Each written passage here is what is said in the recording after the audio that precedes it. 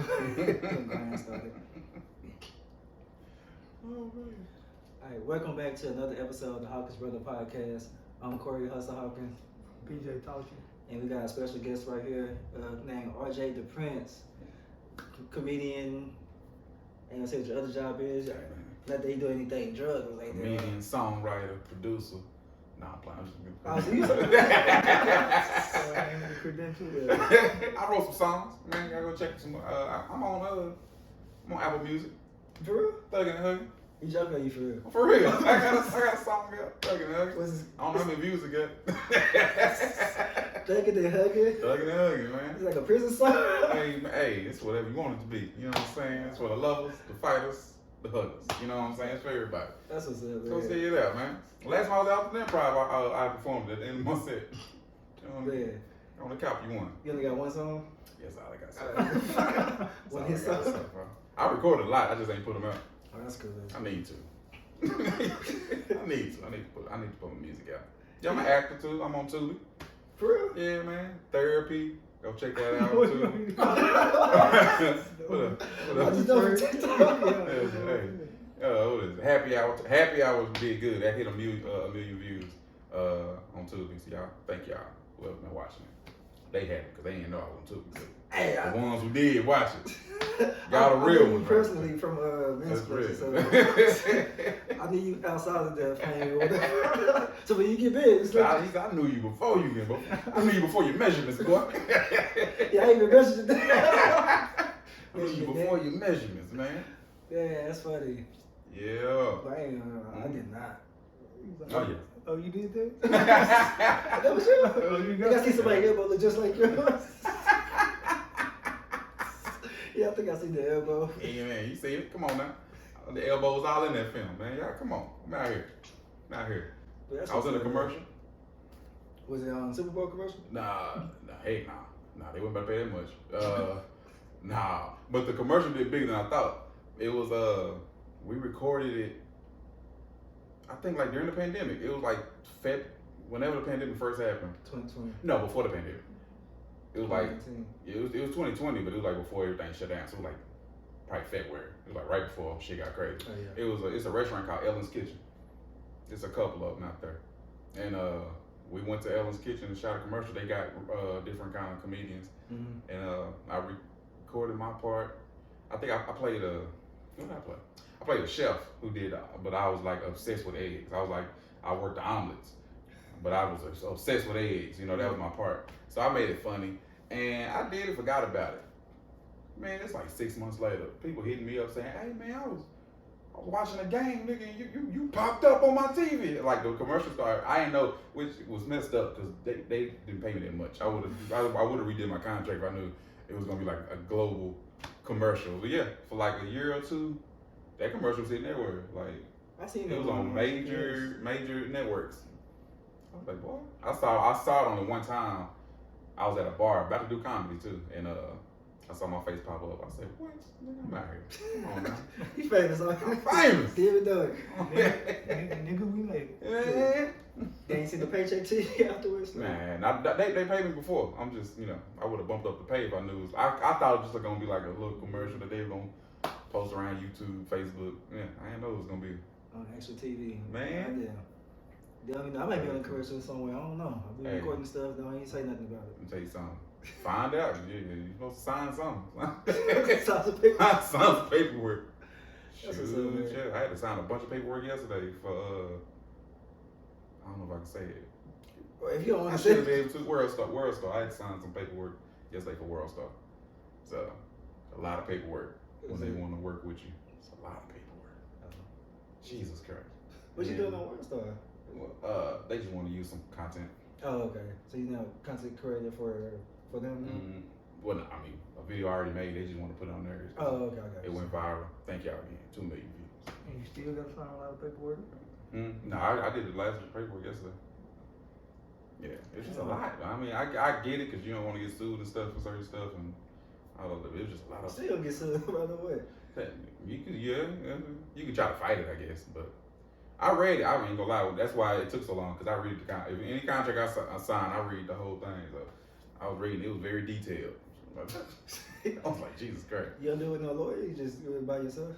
Yeah, for now, cause I ain't got no lawyer. If it's a contract, I feel like I'm gonna need a lawyer. But this was something like they was paying me chump change for it. And the cool thing, I was cool with selling the content because I wasn't getting paid for Instagram from it anyway. So it was cool. Like it was one of them videos that went viral, but I wasn't getting paid off of it. So Is the exposure worth more than the money? shoot ya. Yeah. Yeah, because the exposure is where, you know, you do a show and then a couple people there and you're like, how you find out about the show? Oh, I saw you on TikTok. Oh, I saw you on Instagram. Like, that's where you're like, okay, it's working. Like, this is actually me doing the content work, so. Like on World Star, you say it's chump change, but Yeah, but yeah, for my Everybody face to be on there, yeah, people, yeah.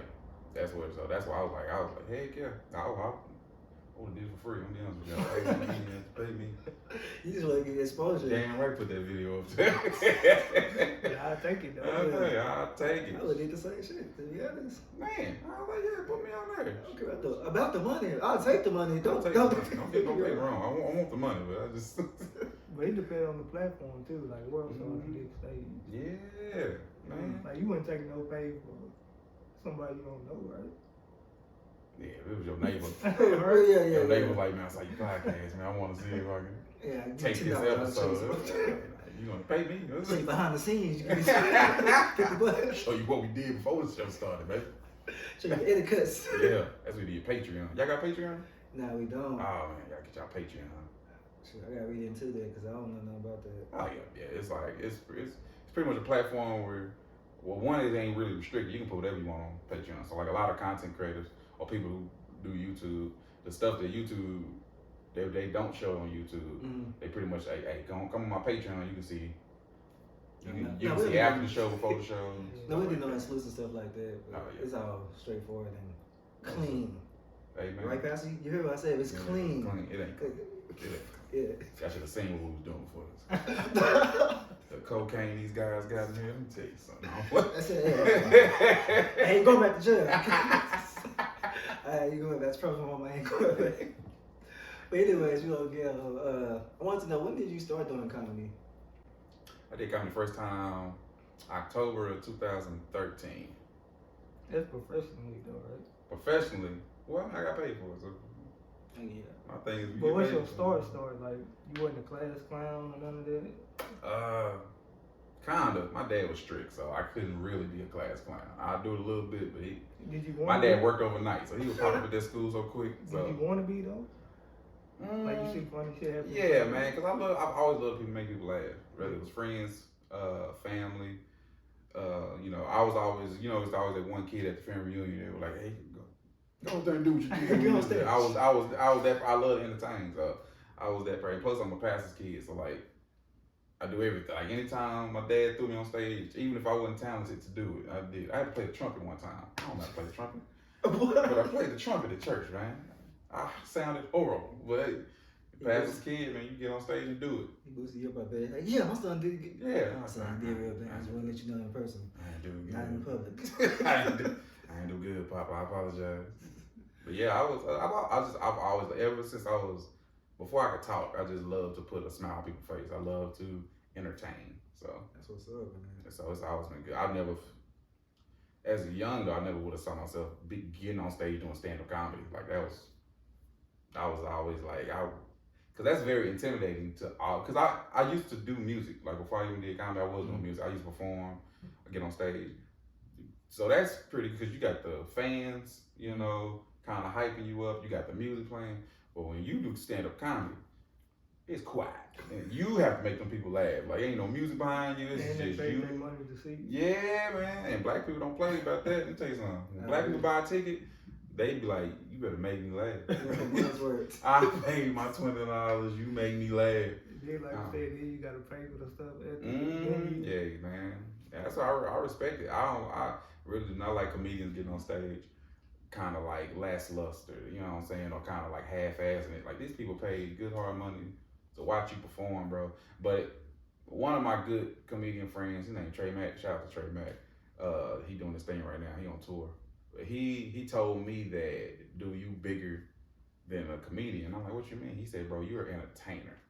He said, "When you get on stage, it's not just you telling jokes. You want to put on a whole show." And that's really how I've always been. Like I'll add the music, I'll add the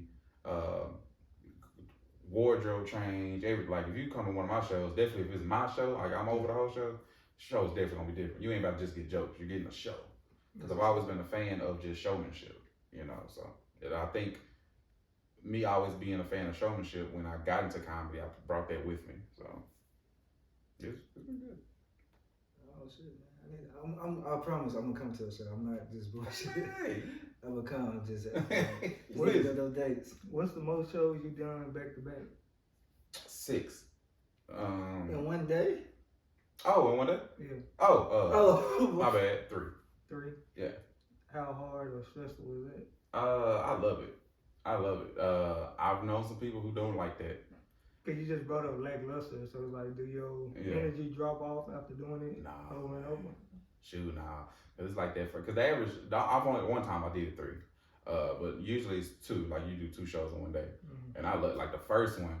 You get that. When I do a show, I get like an energy rush. I really don't.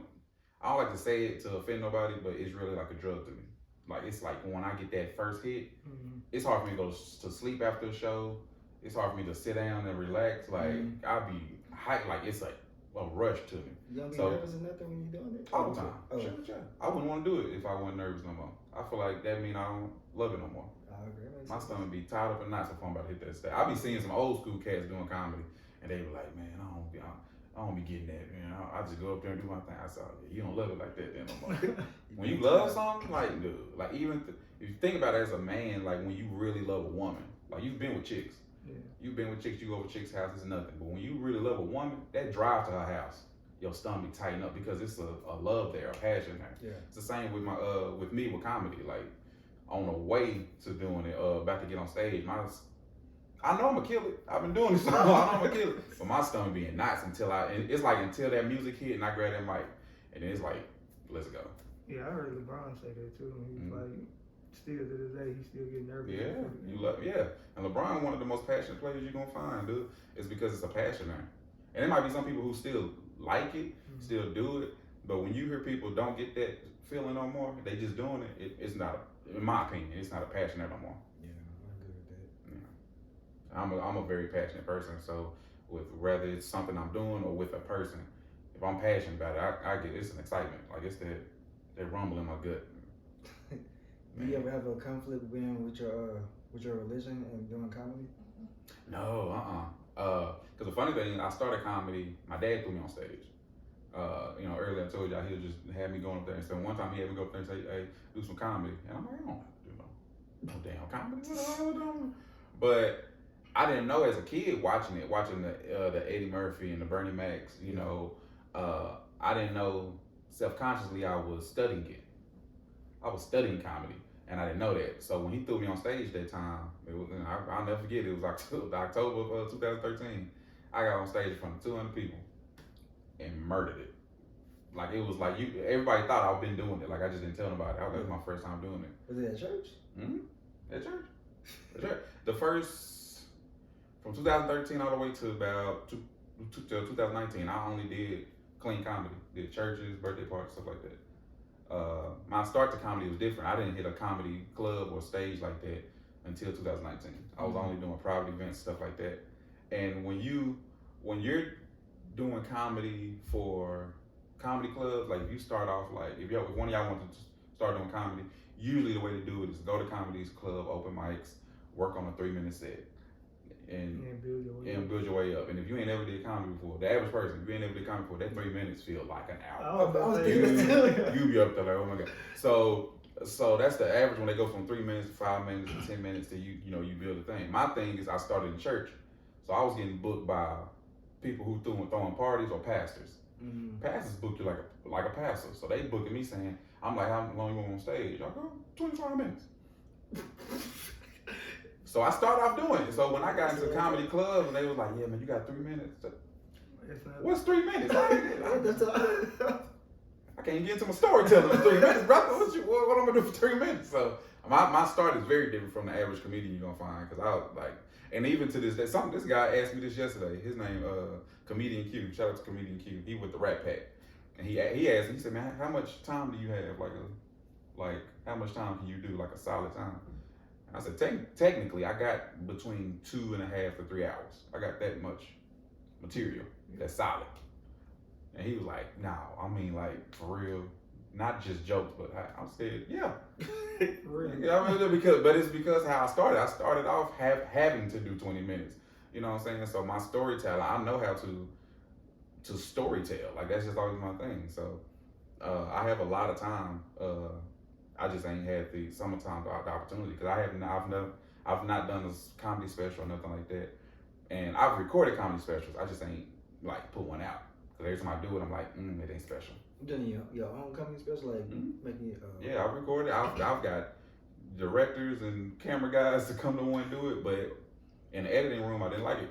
I feel like a comedy special should be special. Is it not in front of a live audience or something? Mm-hmm. It is? Yeah. I recorded, like I said, I recorded it. Just didn't put it out. I'm like, nah, it ain't special to me. So, and I used to really hate myself for that because I'm like, I need to put out a special. Like, why I know my friends, they put out special, I need to put out special. And this guy told me the WD-40 story. Y'all know the? Okay. So the WD-40 story is the guy who invented it. His name, I don't know what his name is, but it's WD. Like, that's his initials. The reason he called it WD-40 is because it took him 40 tries to get that formula where he wanted it. Okay, makes sense. So I was like, that kind of helped me like kind of be more confident. Like, okay, I'm doing the right thing. I want my special to be, even if it takes me 40 tries, I want it to be special. Where when I put it out, even if people not fucking with it, if I'm like, I did that, I like that, then I'll be good with it. So that's the only reason I ain't put one out though. I want them to be special. So saying that you got that much material, it's not hard to memorize it in order? Because that seems complicated to me, but Right. I don't do that. You need an order too. Yeah, but it's not hard. When I first started doing it that long, it was kind of intimidating because I was the same way, like, how am I gonna remember these jokes? But it's kind of because it's your story. So it's kind of like somebody telling y'all like, hey man, tell me how your day was from when you woke up to when you went to sleep. Mm-hmm. It's easy. You can tell me, and when you tell me, it's gonna be hard for me to repeat it. But for you lived it. So it's right there. So my jokes are my stories. My jokes are what I've been through. So it's not really hard for me to put them in order. Even if I gotta switch some stuff up. That's what I was Yeah, if I can switch some stuff up, like I want, because I got jokes about my son, but I might have a punchline on one joke about my son that I kind of want to wait a little bit longer. Yeah. So I just I'll add some more stories in between that. Yeah. Then come back around. That's awesome. Yeah. What about have you ever had to deal with hecklers? Oh yeah. Does that interrupt your set, or is it adding material for you? Both. It interrupts it, but like there's two different kind of hecklers. There's a heckler that they're excited and they want to be a part of the show, and I love those. I love that you want to be a part of the show. And I'm gonna let you be a part of it. Then there's some that they're like, and these are usually the drunk ones. They just kind of like being an a-hole, like. And I love y'all too, because I'm gonna tear you up. I'm like, this show about to be about you now. You wanted it, here we go. So, but I love it. I don't let you, and then a lot of them is because they heckle you because they talk over you, like they're interrupting the show. I project. I used to be in stage plays, so I have a mic. You can't talk over me. Like I might allow you to just to say, okay, what are you saying? What are you saying? But if I don't want you to talk, if I'm really in the middle of a story and I don't want you to talk, you're not. I will talk. I have a mic. You ain't about to over talk over me. It's my show. I've had a lot of hecklers try to talk and I can hear them, but I just talk over them. Like if I don't feel like being bothered, I just talk over you, and they'll shut up because at this point you're talking to yourself. You ain't nobody responding. So but they really trying to get attention. Yeah. This one, my first heckler was at a bar, and she was she got mad because I kept talking about a woman's body part, you know. So she was upset. She said, "You need to quit talking about that." So I was just, all right, you want to be a part of this? I said, "Well, I'm sorry yours isn't that good, man. Wow. I apologize. I'm so sorry. You're over here just sitting alone and drinking. Just wish you had a good body part." You know? Tell her up. If you don't shut up talking to me while I'm trying to do this joke. So you good at being quick on your feet with jokes too? Yeah. I got pretty good at improv. Yeah. And you learn that kind of just hanging out with your friends, Johnson, as they said. Yeah, that's what I brought up in the class time. Yeah, Is it easier? Some people, they funny like just hanging around. but then you gotta be funny on stage, and Yeah. it's different. It is a big difference. I've seen people who all their friends told them, "Man, you need to get on stage, man. You funny." And boy, they get on stage. Yeah. They ain't funny at all. They ain't funny It's at not the all. You just talking in circles. That's all you doing. And some people they can do it, but some people it's like, ooh, yeah, your friend. But I mean, cause I get it though, cause a lot of people hear that. If you funny, the average friend gonna be like, you should try comedy. You funny. So and I would say anybody should try it. You should at least try it. You shouldn't say like, oh man, I can't do comedy. You don't know that. You've never went to an open mic and tried it. I've seen some people who they didn't see this in their career, but they tried it and fell in love with it. So you never know. You know what I'm saying? But yeah, some people that's just they just know the high side. I really thought about it, but then I'm like, That gas I told you about before we started, that ain't no joke. It's a big stage. I'm gonna clear out the stage. And you can say that while you talking. Like, oh man, my bad, y'all put it. But we'll go to this next joke. How do you go about writing your material?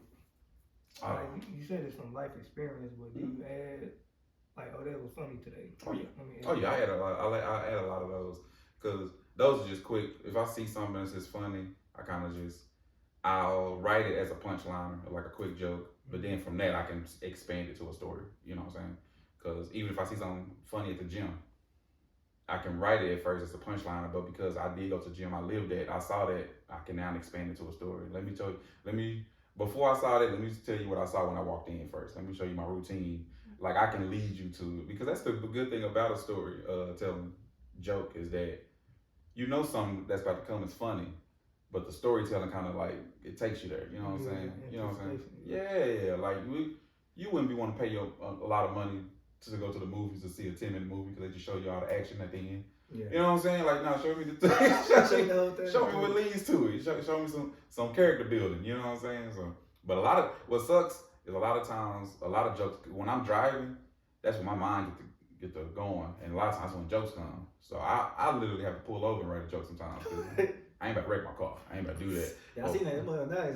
Yeah, you know what I'm saying? I ain't about to flip this over and then I gotta tell Jesus why I died.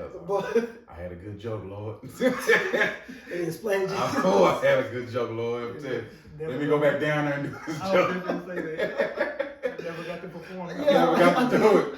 Like down to earth. Go down there and become a fat white man. Come do this joke real quick. Yeah, man.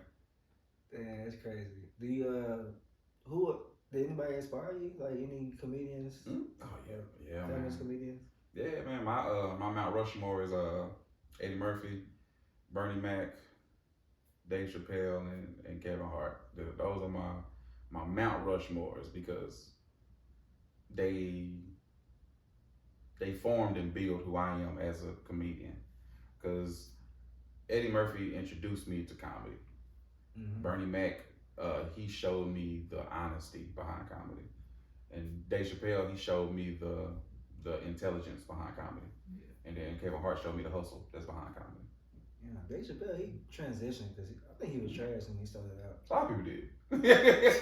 But a lot of people say he had a different style because he's not from the hood or whatever. He grew up in like white suburbia.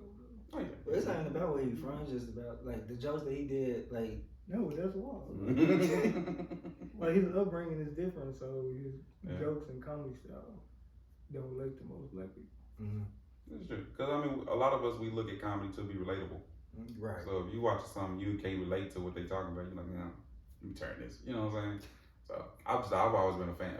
When I first saw him, I think it was like 1999 or 2000, somewhere in between them. I think he did his first special. That's when I saw him. I just loved it. I loved how he was storytelling, but it was just so, to me, it was just so smart. It was intelligent the way he was breaking jokes down, talking about just stuff that was political. That was the first time I started really watching political jokes, which I stay away from that because I don't do political jokes. But I love to hear it and watch it. So that was the first time I got introduced to it. It was just, to me, it was just some of the funniest stuff. It was hilarious to me. And still to this day, like to me, he's still a beast. Like he ain't really changed. He's I can tell he's gotten better. Yeah, just because he just matured and got better. But to me, he's just always been. I grew to like Dave Chappelle because at first I didn't like him, but then now his it's more laid back. He's more mature. I guess I'm mature too. So yeah. And then for me, it's like some comedians I like better in movies more than I like their stand up. Oh yeah. I Like got Mike it. Epps, I think he's funnier in movies than he is on stage. That's what my dad is. My dad said it. My dad said that all the time. My dad said that he thinks I mean, he he's ain't way trash. funny. Oh yeah, he's way. His chops are funnier on when you on like on a movie and stuff. So do you think it's a difference from seeing a comedian on TV versus seeing them in person? oh yeah, because it's a different atmosphere. I feel like if you can make somebody laugh live, it's better than trying to do it, because the magic behind shooting a special is the average place. It's actually they're shooting 2 shows. No. So that's why sometimes if you really pay attention to a special, if you really pay attention to it, if you look at the crowd, it's actually 2 cuts to be 2 different people. Yeah. So, but like you know. Cause there's some comedians I've seen in person. I'm like, oh my damn. Mm-hmm. I don't like this nigga at all. Yeah. His skits is funny, but I don't like this nigga at all. I don't like it. And a lot of people, sometimes when you watch them live, you might be watching them as they're building up to an hour. So they might have jokes they trying out. I hate that too. Work out this Yeah, season. that's what I was What's wrong with you? Give me the good ones. That's what I was gonna bring up to you too. The fact that it's like you adding a new joke in. Mm-hmm. When you working on new material, do you do all new material when you working it out, or do you just put certain jokes in the already solid material? It depends where I'm at. If I'm at an open mic, I'm only doing All new materials because like I'm not gonna do and for me an open mic is like the gym. Yeah. You know what I'm saying? So I'm only gonna do stuff that's like I'm working out on, like I'm working on new stuff. There's no reason for me to try because at open mic you only get a limited time, so there's no reason for me to do a joke I know gonna kill. Yeah. I gotta try these new ones out. But I've always been, and I guess it's a bravery kind of thing too, because I've talked to a lot of comedians. A lot of comedians wouldn't dare do this, but a lot of times I could be at a big show, like a sold out show. I'll try a new joke out. If I just wrote it that day, try it. I just know a certain pocket to try it out. Like I know, like okay, this is a good time to try it out. Because if it ain't good, I can hear it quickly shift to a new joke. Yeah, I'll try a new joke out anywhere. Shoot, You ever had the issue of somebody be like, hey, you stole my joke? Yeah, I made that joke. Never had that issue. Never have. I don't know if it's because I do so much personal storytelling or what, but I've had people.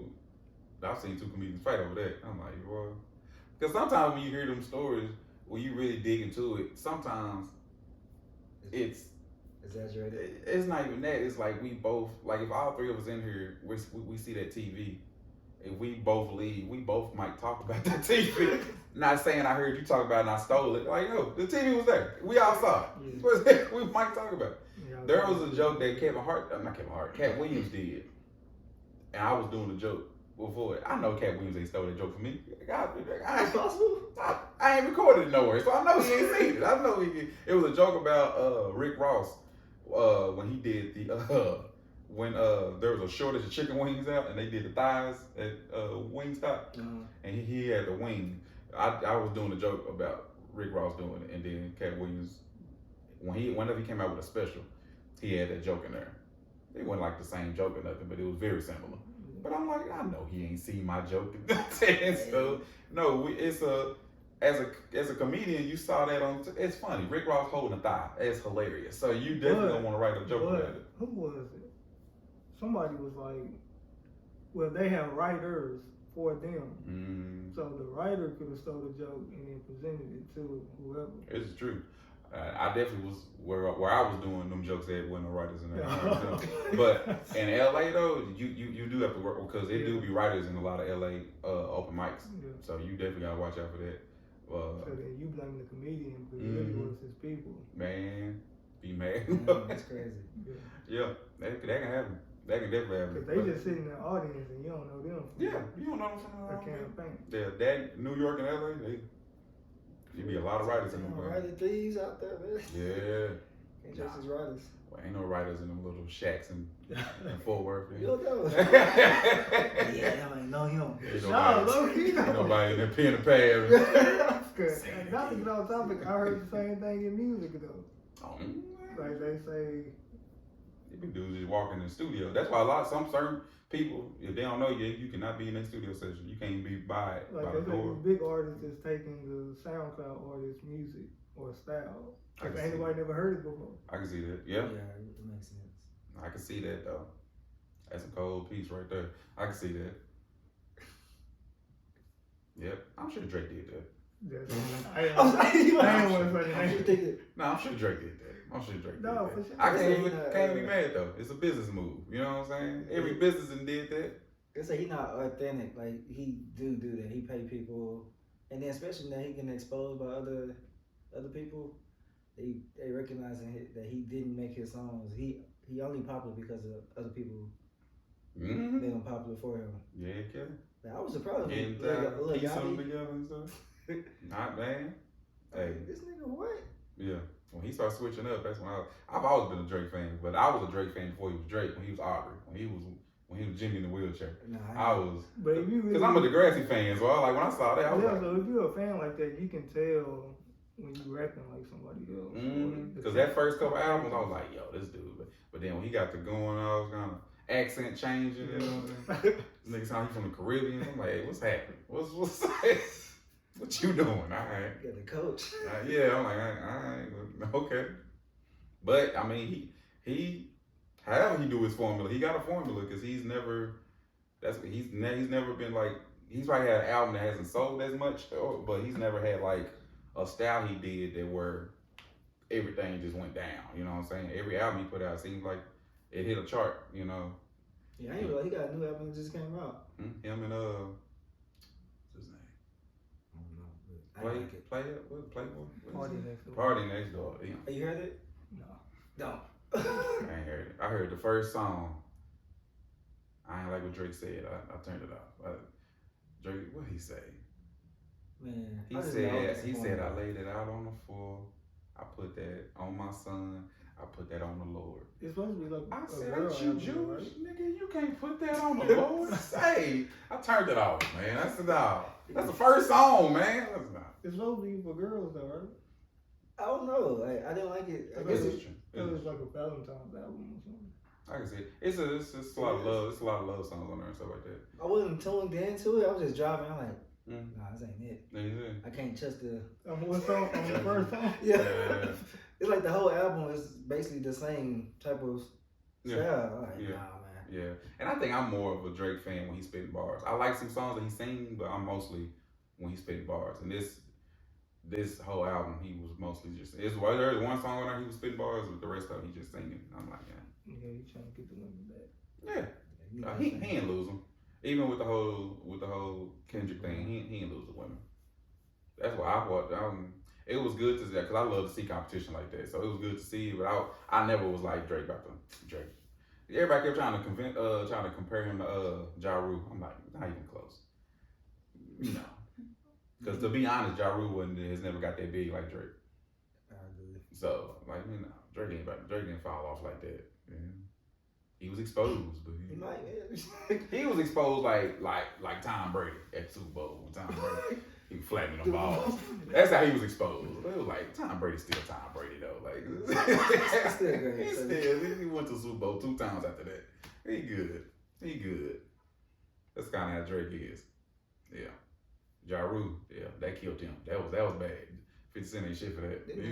What happened to Ja Rule? Like, Man, he 50 battled, Cent. oh yeah, 50 Cent, right? 50 Cent wasn't shit, folks. 50 Cent was buying the first 6 rows of his concert.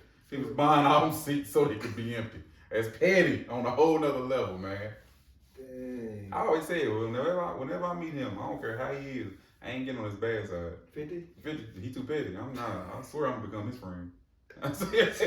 He a good businessman. I He is but he also petty. petty as hell, man. Petty. Come on, dude. You don't think you been like involved with anybody like that? Like 50? I'm talking about like petty wise, not the business purpose. You think? Say the question again. You been exposed to somebody that's petty like that? Oh, have I been exposed? Yeah. Nah, females,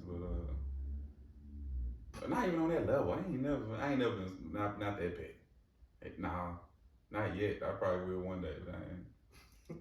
Like, yeah, you got some, girl. You got something coming. I'm about to put you in my next special. Yeah, man. I been telling people that too. People that get close to my, I told my family this at the beginning of this year. I said, hey, from here on out, if you tell me something that you want to stay in the family, don't tell me, because I'm putting everything on stage, man. I'm putting everything on stage, and I tell them constantly. I'm gonna give them till June. I'm gonna keep telling them after June. I ain't warning you no more. I done told you enough. Don't tell me that you don't want to be on stage.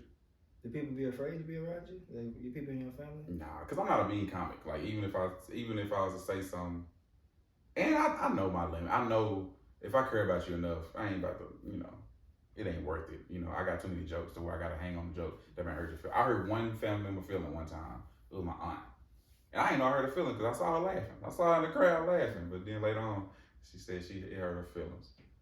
Wasn't even that bad of a joke. I said she stepped over her titty. That's all I said. She did the Jada.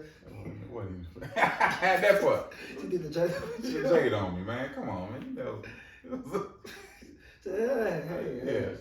Nephew. I'm like, come on, Angel, don't be like that. A lot of people don't know this. This is a TikTok secret right here. A lot of people don't know this. All right, so you trying to save gas? Promise you, if you fill up twice a week, I bet you gonna only go once a week. You get a Lay's potato chip. You gotta make sure it's Lay's. Do not get barbecue. Don't get sour cream. None of this shit. Make sure it's classic Lay's. You put that on top of the tank. Put it on top first. Then you wanna close it, seal it till it pop. Like that. Good to go. All right. Now, if you do this, you dumb as hell. Quit listening to me, man. You saying do I envy anybody? Is that what you're saying? No, do you worry about the people that you be around in the comedy world, them being envious? I don't worry about it because the people that I'm very close to, because if I give somebody a title friend, it means something. I don't have that many friends for a reason. It means something. And for us to create a friendship, I kind of know your core. I know you don't have envy in you. You know what I'm saying? Because you can always see that within somebody through somebody else. If you see somebody always talk about what somebody else got, you like, okay, yeah. You know what I'm saying? So yeah, I got a couple of friends that's in the comedy game where I know nah, we good. Like, even if I was to blow up, like, I know ain't gonna be no envy there. You know. Did it take a while to get there though? Like, you meet new people. Just. Oh yeah. It's always time, and like any relationship, whether it's friendship or anything, it takes that time to build to see, can I trust you? Yeah. And once you get past trust, all right, now how much can I trust you? How close can we be friends? Stuff like that. So yeah, it takes some time. I couldn't trust many people. But I have a friendly vibe and trustworthy vibe, but for sure. As far as my circle, nah. That's why you're supposed to keep your circle. Sure. Jesus only had 12 disciples. That's why I brought it up, because you be in contact with so many people. So it's like, you gotta trust somebody. Well, I trust. You know who I trust. No, if you're a comedian, if you go to the show, it's gonna be for other comedians. Y'all gonna have to congregate. Yeah. I'm a very friendly person, and I love to talk, love the outside stuff. So I can easily, like, if me and somebody just meet, we kicking. You fuck around, think we friends, best friends. We just over kicking, so I'm good. But I do know that line where, like, okay, you know what I'm saying? Yeah. Too close to you. You know what I'm saying? Like, hey man, we gonna go down there. You wanna ride with me? Nah, I gotta come. You take this seat. This ain't that. Nah, my boy. So we had like a podcast. Was it before this where we talked about? What'd you say? How do I want to put this? How you say stuff, but then you don't want to be hurt nobody's feelings. Do you feel like you hurt somebody's feelings besides your auntie? You said. But do you agree with anything like? I don't want to say political. You say you don't do political jokes. Yeah. And you know, I don't do political jokes because I don't know that much about politics. I don't like to get on stage and talk about stuff I don't know. So that's why I just stick with, my life experiences. I know it. So what about morals and values? Yeah. Do you make jokes about that? Oh yeah, because that's always funny. Yeah, but Like, when you think about it, let me tell you something. Like it'd be offensive, but it'd be funny at the same time. Exactly. Like, hey, it'd be fun. And I'm sure, I'm almost positive, because when you walk out the door, you offended somebody. Like, that's just life. I tell him, because I said, you're not saying anything if you're not offending anybody. You know what I'm saying? You gonna offend somebody. So I've never had somebody come up to me and like, that offended me. No. I feel like I'm gonna get there when I get bigger, of course, because people just like to do dumb shit like that. But I've never had nobody walk up to me and say my face. So I'm sure have offended somebody, but I don't. I tell him, like, will I really care if I offended? This is Because true. I remember what I said. It's true. I didn't mean to offend you, but I said Yeah, it for- and I don't ever mean to offend nobody. So if somebody was to come up to me, that's gonna what I'm so sorry. I did not mean to offend you. But besides, that was a joke. Good. Don't be honest. That's what you gonna say. Did it hit though? Don't play with me now. All right, what about vice versa? Have you ever heard a joke and it offended you? No. What? And I've heard some wild jokes. I ain't never really had one. I ain't really. I take that back. It wasn't even offensive. It just was stupid. Kramer from Seinfeld. I ain't gonna lie. Yeah. What was the joke? He just said nigga on stage. I don't even remember what the joke was. He said nigga. It was a lot of controversy on it. But it just, that's why I'm saying I wasn't offended. It wasn't funny. I personally believe a white comedian, if anything that you want to say, you can make it funny. It might be harder, but you can make it funny. So I've heard some white comedians say the N-word, but they made it funny. What was the crowd like? White? I can't remember. It was kind of dark, so you couldn't see much crowd. Everybody- It had to be a lot of black people though, because their crowd, yeah. And I'm sure it was in LA. Ain't doing that shit in LA, what's wrong with you? Yeah, it was bad. It was it was bad. What about you? What, y'all get offended by jokes or something? Have you ever heard a joke that offended you? Okay. Like, I don't even care, bro. He can't offend me. Like, I'm not easily offended by any racial thing or any jokes like that. Mm-hmm. But it's not offensive, but A stereotypical joke, nothing? nah, It don't rattle you, nothing? 'cause they not doing it to hurt my feelings or to make me mad. Yeah. They doing it to be funny, even though they not funny. Right. Sometimes it hits, sometimes it don't. Yeah. Like, Yeah. Now, because when I go to comedy shows and I'm there to enjoy the comedy, I like to sit towards the front because I be hoping they fuck with me. They never do. I don't know if I got the face or they never do, but I be hoping they don't mess with me. But I am curious if I'm in a situation, if I feel the comedian or the person or anybody, if they really trying to like poke at me and stuff like that. But then I don't know if I'm gonna be offended. I might just turn around on them. Yeah, No. just walk away. Yeah, there you are. How Make do the you, show about me, boy. Can you separate the art from the artist? Oh, for sure. I've always been like that. Yeah. I've always been like that. I definitely. That's why I've never been one of the people that feel like it's messed up for somebody to still listen to R. Kelly or something like that. Oh, it's art. He created that piece to go into the world. Like that's R. Kelly. There's Robert. You know what I'm saying? Robert did that shit. Like, cause my thing is even with that, I don't know nobody personally to even.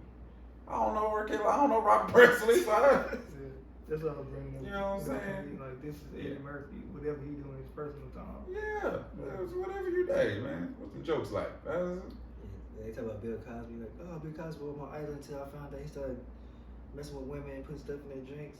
See? Was he funny though? That's the thing. You made him your idol.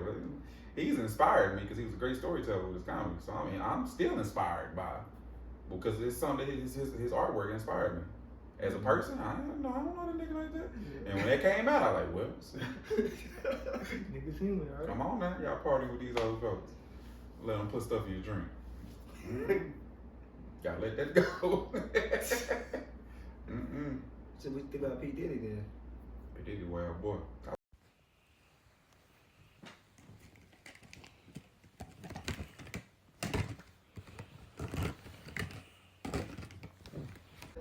Speaking of pause, do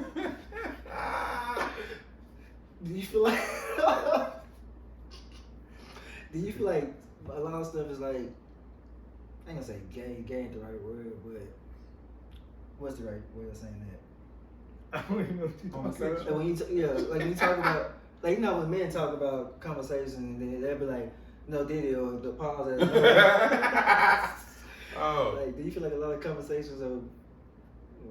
I mean, Pause, you can find a pause in anything. I In my opinion. I agree because I did that when I was in the military. Yeah. I'm like, even the stuff in CLs, they was like, oh, the hirers, Yeah. y'all don't know what I'm saying. Yeah. CLs, the hirers, they'll be like, they'll look at me when they say something. I'm like, you know.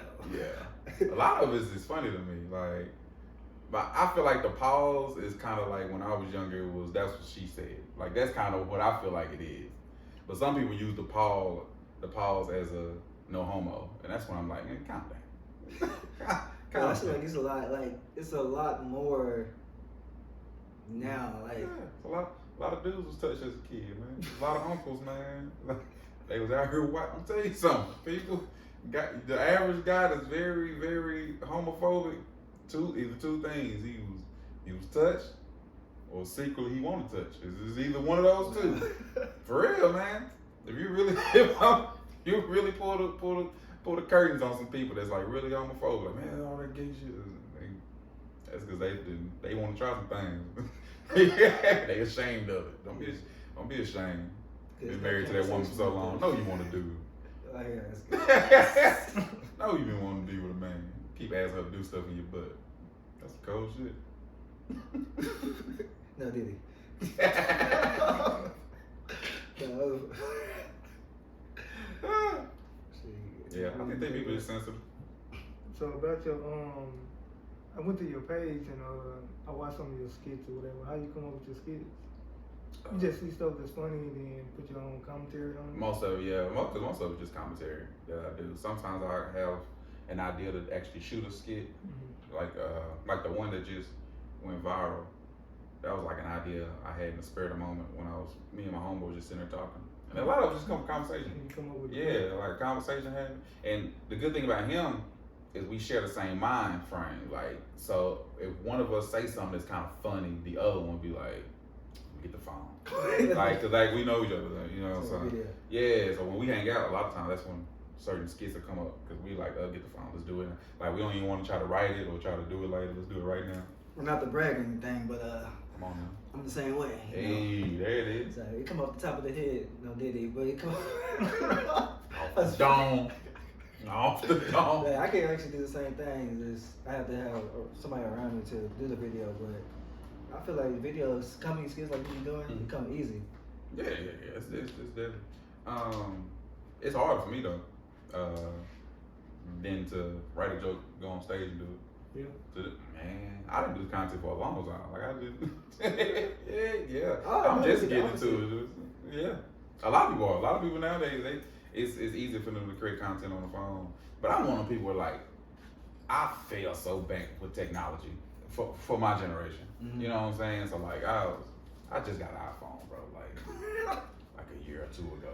Bro. You just I just got it. I was like, you behind. I'm behind. I was one of them people where like I would keep a phone so long until it did not work no more. Then when it was time to go get that new phone, like I got insurance on it, so just give me the same phone again. They were like, we don't sell that no more. You gotta get an upgrade. No, I mean, cause when that happens, you get a free upgrade. Cause you pay insurance, you gotta get the phone. But we ain't got that. We ain't got the S5 no more, bro. We gotta get. That's all we got. That's all we got, man. Gotta upgrade. Shoot, yeah. So I'm just not getting to the point where I kind of try to keep up with stuff because I have to now because I'm on stage, I'm talking to people, I do content, so I kind of got to be up on new stuff like that, you know, because the world's always evolving. True. So, yeah, I was one of the people that was always just stuck in. I was one of the people when the PS4 came out. I had a PS2. You know what I'm saying? I was just like, hey, I know what game I like. You keep playing the same I game? keep playing the same game. I keep playing the same game. Same. Like playing with Randy Moss. I'm not getting this new game. Randy Moss ain't on the new. Stop playing with Michael Vick. Stop playing. That's why yeah. What you think this is? You know who Ron Davis is? Yeah, me and him did a show together at the Improv a couple months ago. Oh, yeah, you fuck with his comedy? Shoot, yeah. Oh, yeah. Dude, funny as hell. He cool too. We sat down and talked for hours. It was dope. Kind of give me his vibes. No disrespect. Oh, appreciate it. Oh, man, nah. Yeah, y'all must hang out a lot. Something. No. We hung up that day. I went to go see his show, and we hung out that day in the green room. And then he asked me for the next, cause he was there the whole weekend. He asked me, could I come back the next day to perform with him, and I did. That's what's So up. yeah. I showed bro something he said on somebody else's podcast. He was like, black comedians gotta work twice as hard because Yeah, I remember that. The demographics is let me get it right. smaller. White comedians don't have to work, not work as hard. I'm probably saying it wrong. They don't have to be as funny because there's more white people in America Mm-hmm. that they Yeah. can. Mm-hmm. You agree And with it, yeah, for sure. And it goes back to what we were talking about earlier, being relatable. A white person going to a white show, whether you funny or not, it's already relatable. Yeah. Whatever you gonna say. So yeah, for us, it's because we have to be funny for our people, but then we also got to be funny for. And some comedians don't know how to do that. Some comedians don't know how to be funny in different cultures. Yeah. You know, so that's something I've always prided myself on, that I can go to different cultures. Last year I did a show for all Muslims. Oh, yeah. Mm-hmm. Like Muslims that's from India. Yeah, that was I was so nervous for that one. Was it a rap? Huh? Was it a rap? All right. No, I was asking what you. Oh, the rap. Was it a rap like they rap themselves up? Yep. Some of the ladies covered it, so I didn't know if they was laughing. I just had to look at their shows. Yeah. But Man. that's based off the type of comedian you are too. Yeah, and it's good too because I didn't have to switch up. You know what I'm saying? Some comedians, even if you can be funny in different ways, you have to switch up. My thing is, what I feel like my gift is to make people laugh. So what's the biggest way to impact the gift that God gave me to bring different cultures together, laugh together? So that's why I love my gift, that I can make black people laugh, white people laugh, gay people laugh, straight people laugh, Muslims, Chinese, like no matter what, I can make all your laughs. Bet. Let's get a big ass stadium, bring y'all together for one night. Let's forget about everything that's in this world. Let's laugh together. I feel like that should be the biggest goal for a comedian. Yeah. Sure. Wish I could do some more stuff like that myself. Hey man, you getting people together on YouTube right now, baby? What you talking about? Yeah. This is like a start off. So yeah, I agree. I can tell my shoes off. Y'all know it's a start off. I ain't got no shoes on. Yeah, like, yeah. The damn home church. Come on, I said I'm kicking these shoes off, Oh, you man. good? Anything else you want to add to it? No. So, let us know about your social media pages. Yeah, man. Y'all can find me anywhere. RJ Prince _ENT. I'm on. What am I on? Yeah. Instagram, TikTok, YouTube, Facebook. Y'all can catch me on those for likes, share, and subscribe, man. Go on, subscribe to your boy. Don't just walk past my page and don't be hooked up on it. Don't do that. Shoot, I'll Don't block just your- give them views, give them Yeah. likes too. Come on, man. Get up there. We're trying to get roll to 10K. Take it. I'm trying. That's a good number. That's when Instagram will start paying. Yeah, you gonna do that? I'm at 7.5 now, so I'm trying to get to 10K. That's what's up. Shoot, yeah. Yeah. I've been on my hustle, man. I got in a bad relationship last year, so that kept me. Well, I don't know. That's for another podcast. That's a whole nother story, boy. That's a whole nother story. God I don't know if we got time for that. You know? That's why you need to get a Patreon. I tell you the story on Patreon. If they had a Patreon, I tell y'all that whole layout right there. You just to go into it. He like, you know, man, you got time. We got time.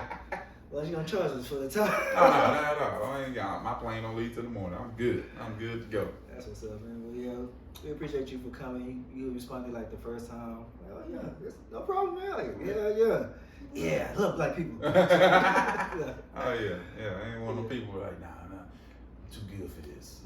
I've ran into a lot of comedians like that. Yeah. Boy, man, they get a little bit of that, get to open up for big names and travel. Man, boy, they would charge you.